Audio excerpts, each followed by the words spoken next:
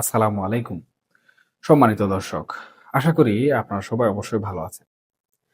আজ আমরা এমন এক রাজনৈতিক সন্ধিক্ষণ নিয়ে কথা বলবো, যা নিয়ে গত কয়েকদিন ধরে চায়ের কাপ থেকে শুরু করে ড্রয়িং রুম মোটামুটি সবখানেই কিন্তু বেশ কানাঘুষা চলছে। প্রশ্নটা খুব সোজাসাপটা, কিন্তু উত্তরটা বেশ জটিল। প্রশ্নটা হলো, ১ বছরেরও বেশি সময় ধরে প্রায় নিঃশব্দ থাকা আওয়ামী লীগ হঠাৎ করে কি আবার ফিরছে? হঠাৎ করে দেশের বিভিন্ন জায়গায় তালাবদ্ধ কার্যালয়গুলো কেন খুলতে শুরু করলো? কারা মাঝরাতে বা সাত সকালে সেখানে স্লোগান দিচ্ছে? এই পুরো বিষয়টার গভীরে আজকে আমরা একটু প্রবেশ করার চেষ্টা করব। দেখুন, ২০২৪-এর ৫ই আগস্টের পর যে রাজনৈতিক পট পরিবর্তন আমরা দেখেছি, সেখানে অনেকেই কিন্তু মনে করেছিলেন আওয়ামী লীগ হয়তো দীর্ঘ সময়ের জন্য বাংলাদেশের এই রাজনীতির যে দৃশ্যপট রয়েছে সেই দৃশ্যপটের বাইরে চলে গেছে। বিশেষ করে দলটির উপর যখন নিষেধাজ্ঞার পাহাড় চেপে বসলো, তখন মনে হওয়াটাই স্বাভাবিক ছিল যে তাদের ফেরার পথটা বোধহয় রুদ্ধ হয়ে গেছে। কিন্তু রাজনীতির হিসাব নিকাশ সবসময় দুয়ে দুয়ে কিন্তু চার হয় না। গত কয়েক সপ্তাহ লক্ষ্য করলে দেখবেন দেশের বিভিন্ন প্রান্তে প্রায় ১ ডজনেরও বেশি দলীয় কার্যালয়ের তালা খোলা হয়েছে।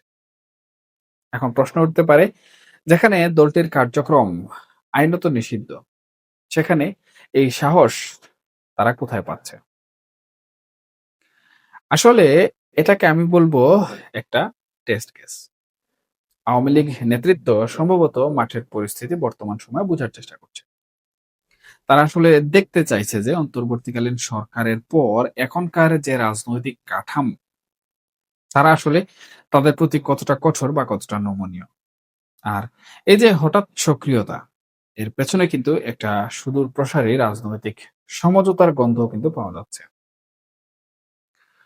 এবং মজার বিষয় হলো, এই সক্রিয়তার পেছনে কিন্তু দলের খুব বড় বা হাই প্রোফাইল কোনো নেতা নেই। বরং কাজটা শুরু করছেন তৃতীয় বা চতুর্থ সারির নেতারা।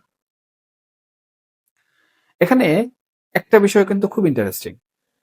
সেটা হচ্ছে, শোনা যাচ্ছে কোনো ক্ষেত্রে নাকি স্থানীয় পর্যায়ে বিএনপির কিছু নেতার পরোক্ষ সবুজ সংকেত বা এক ধরনের নমনীয়তা কাজ করছে। এখন আপনাদের মনে খটকা লাগতে পারে, বিএনপি কেন আওয়ামী লীগকে স্পেস দেবে? দেখুন, রাজনীতির এই মারপ্যাচটা একটু বুঝুন। বিএনপি এখন ক্ষমতায় বা ক্ষমতার একদম কেন্দ্রে। তারা হয়তো ভাবছে, আওয়ামী লীগ যদি একদমই নিশ্চিহ্ন হয়ে যায়, তবে সেই শূন্যস্থান জামাত বা এনসিপির মতো শক্তিগুলো অনেক বেশি শক্তিশালী হয়ে উঠবে, যা শেষ পর্যন্ত বিএনপির জন্যই বড় চ্যালেঞ্জ হতে পারে। তবে প্রকাশ্যে কিন্তু বিএনপি মহাসচিব মির্জা ফখরুল ইসলাম আলমগীর সাহেব খুব স্পষ্ট করেই বলেছেন যে আইনি নিষেধাজ্ঞা মেনেই সবকিছু হবে। তার মানে দাঁড়াচ্ছে, প্রকাশ্যে কোনো ছাড় নয়, কিন্তু ভেতরে ভেতরে এক ধরনের কৌশলী অবস্থান হয়তো বর্তমান সময়ে কাজ করছে। আওয়ামী লীগের বর্তমান কৌশলের সবচেয়ে বড় অংশ হচ্ছে তাদের কারাবন্দী নেতাদের বের করে আনা। ইতিমধ্যে কিন্তু আমরা দেখেছি সাবেক এমপি দবিরুল ইসলাম সাহেব বা বরিশালের জেবুন্নেসা আফরোজ এবং তালুকদার মোহাম্মদ ইউনুসের মতো নেতারা সম্প্রতি জামিন পেয়েছেন। এই ঘটনাগুলো কিন্তু তৃণমূলের কর্মীদের মধ্যে একটা বার্তা দিচ্ছে, এবং সেটা হচ্ছে আদালতের প্রক্রিয়া হয়তো কিছুটা শিথিল হচ্ছে। আওয়ামী লীগের আসল পরিকল্পনা হলো, যদি মধ্যম সারির নেতারা জামিনে বের হয়ে আসতে পারে, তবে সাংগঠনিক তৎপরতা আবার নতুন করে দানা বাঁধবে। এমনকি যারা দেশের বাইরে আছেন, তারাও তখন কিন্তু দেশের মাটিতে ফেরার সাহস পাবে। তবে এখানে একটা কথা কিন্তু আমাদের মনে রাখা দরকার। সেটা হচ্ছে, বিদেশে বসে সোশ্যাল মিডিয়ায় অডিও কলের নির্দেশ দিয়ে হয়তো সাময়িক উত্তেজনা ছড়ানো যায়। কিন্তু কার্যকর রাজনীতি করতে হলে দেশের মাটিতেই থাকতে হয়। শেখ হাসিনা ভারত থেকে তৃণমূলের নেতাকর্মীদের ধৈর্য ধরার আর কৌশলী হওয়ার নির্দেশ দিচ্ছেন ঠিকই, কিন্তু মাঠের বাস্তবতা এখনো পুরোপুরি আওয়ামী লীগের অনুকূলে কোনোভাবেই নেই। অনেক জায়গায় যেমন কার্যালয় খোলা হচ্ছে, আবার অনেক জায়গায় সেসব কার্যালয়ের ব্যানার ছিঁড়ে ফেলার খবরও কিন্তু আমরা পাচ্ছি, কিংবা ভাঙচুর থেকে আবারও পুনরায় কার্যালয় বন্ধ করে দেওয়ার খবরও আসছে। এখানে আরো একটা বড় ফ্যাক্ট আছে। আওয়ামী লীগের প্রায় ১৩০ জনের মতো সাবেক মন্ত্রী ও এমপি এখন কারাগারে। আবার একটা বড় অংশ কিন্তু এখনো দেশের ভেতরেই আত্মগোপনে আছে। সংখ্যাটা নেহাত কম নয়, অন্ততপক্ষে শতাধিক।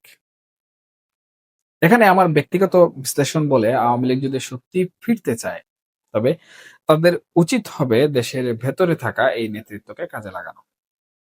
যারা বাইরে আছেন তারা পরিস্থিতি পুরোপুরি শান্ত না হওয়া পর্যন্ত আমি এখানে মনে করছি ফিরতে পারবেন না। কিন্তু যারা দেশের ভেতরে আছেন তারা যদি এই সাংগঠনিক উইংগুলোকে সচল করতে পারেন, তবেই দলটির জন্য কোনো ভবিষ্যৎ পথ হয়তো তৈরি হতে পারে। তবে দিন শেষে তাদের সামনে দুটো বিশাল পাহাড় সমান বাধা। প্রথমত আইনি নিষেধাজ্ঞা ও নিবন্ধন বাতিলের খরচ। আর দ্বিতীয়ত জামাত বা এনসিপির মতো রাজনৈতিক প্রতিপক্ষের তীব্র চাপ। বিএনপি সরকার যদি কোনোভাবে আওয়ামী লীগকে স্পেস দিতেও চায়, তবে ওই বিরোধী শক্তিগুলো রাজপথে নামবে এবং সরকারকে চাপে ফেলবে। এবং সেই চাপে কোনোভাবেই কিন্তু বিএনপি সেই সুযোগ পাবে না। আমরা দেখেছি এই শক্তিগুলো সময় সুযোগ মতো কতটা কঠোর হতে পারে। সব মিলিয়ে আওয়ামী লীগ এখন বর্তমান সময়ে ধীরে চলো নীতি নিয়েছে। তবে সেটা কিরকম এবং সেটা আসলে কেন নিয়েছে এই বিষয়টি আমাদের জানতে হবে। প্রথমত, এই নীতি নেয়ার পেছনের একটি অন্যতম এবং গুরুত্বপূর্ণ কারণ হলো টিকে থাকা। কারণ আমরা দেখেছি ৫ আগস্ট ২০২৪ পরবর্তী প্রেক্ষাপট পরিবর্তনের পর থেকে এখন পর্যন্ত সাংগঠনিকভাবে কিন্তু আওয়ামী লীগ একদমই দুর্বল। সামাজিক যোগাযোগ মাধ্যমে কিংবা অনলাইনে বিভিন্ন প্ল্যাটফর্মে যতই গরম গরম খবরাখবর আওয়ামী লীগের লোকজন প্রচার করেন না কেন, অথবা বিদেশের মাটিতে যতই বড় বড় বাহাদুরি দেখান না কেন, দেশের অভ্যন্তরীণ রাজনীতির মাটিতে এখন পর্যন্ত কিন্তু আওয়ামী লীগ শূন্য অবস্থানে রয়েছে। সুতরাং এই যে তাদের সাংগঠনিক ভঙ্গুর অবস্থা, এই সাংগঠনিক ভঙ্গুর অবস্থাকে তাদের বর্তমান সময়ে সুসংগঠিত করতে হবে। দ্বিতীয়ত যে বিষয়টি এখানে কাজ করছে সেটি হচ্ছে বিপ্লবী যারা রয়েছেন, অর্থাৎ যারা সরকার পতনে সক্রিয় ছিলেন। বিশেষ করে এখানে বলবো এনসিপি এবং জামাতের নেতৃবৃন্দ। বিএনপিকে আমি ছাড় দিচ্ছি, কারণ হচ্ছে বিএনপি বর্তমান সময়ে সরকারে রয়েছে। তাদের যে চাপ, অর্থাৎ যারা বিপ্লবী কিংবা গণ অভ্যুত্থানের প্রথম সারির যারা রয়েছেন, তাদের যে চাপ, সেই চাপ কিন্তু বর্তমান সময়ে ফেস করার মতো শক্তি আওয়ামী লীগের মাঠ পর্যায়ে নেই। এবং এই বিষয়গুলো আওয়ামী লীগকে কোনোভাবেই বাংলাদেশের রাজনীতিতে বর্তমান সময়ে ফিরতে দেবে না। এখন নিরপেক্ষভাবে যদি আমি বলি, তাহলে আমাকে বলতে হবে যে বাংলাদেশের বর্তমান যে সরকার রয়েছে, সেই সরকার যদি সম্পূর্ণ গণতান্ত্রিক প্রক্রিয়া চালু করে, তাহলে হয়তোবা আওয়ামী লীগের রাজনীতি করার যে স্পেস, সেটিকে সমঝোতা কিংবা যে সকল শর্তসমূহ রয়েছে, সেই সকল শর্তসমূহের মাধ্যমে ফিরিয়ে দিতে পারে। এখন বিপ্লবীরা আওয়ামী লীগকে ফেরাবেন কিনা, এটি কিন্তু একটি বড় প্রশ্ন। এবং তারা যদি সরকারকে কোনোভাবে বাধা দেন বা সরকারকে এই বিষয়টি করতে চাপ প্রয়োগ করেন যে আওয়ামী লীগকে ফেরানো যাবে না, তাহলে কিন্তু আমি মনে করছি বাংলাদেশের রাজনীতির মধ্যে উত্তপ্ততা আরো বেড়ে যাবে। সর্বোপরি এখন বর্তমান যে রাজনীতির খেলাটা রয়েছে বা রাজনীতির যে মাঠটা রয়েছে, এটা সম্পূর্ণ কৌশলের মাঠ। এখন কৌশলে যে এগিয়ে থাকবে, আমি মনে করি বাংলাদেশের রাজনীতির পটভূমিতে সে টিকে থাকবে অথবা সে ফিরে আসবে। এবং যারা ক্ষমতায় রয়েছে বিএনপি, তাদের জন্য এই সমস্ত বিষয়ে ম্যানেজ করা অত্যন্ত চ্যালেঞ্জিং। এখনকার মতো এ পর্যন্তই। সবাই ভালো থাকুন, সুস্থ থাকুন। অবশ্যই নিরাপদে থাকবেন। আল্লাহ হাফেজ।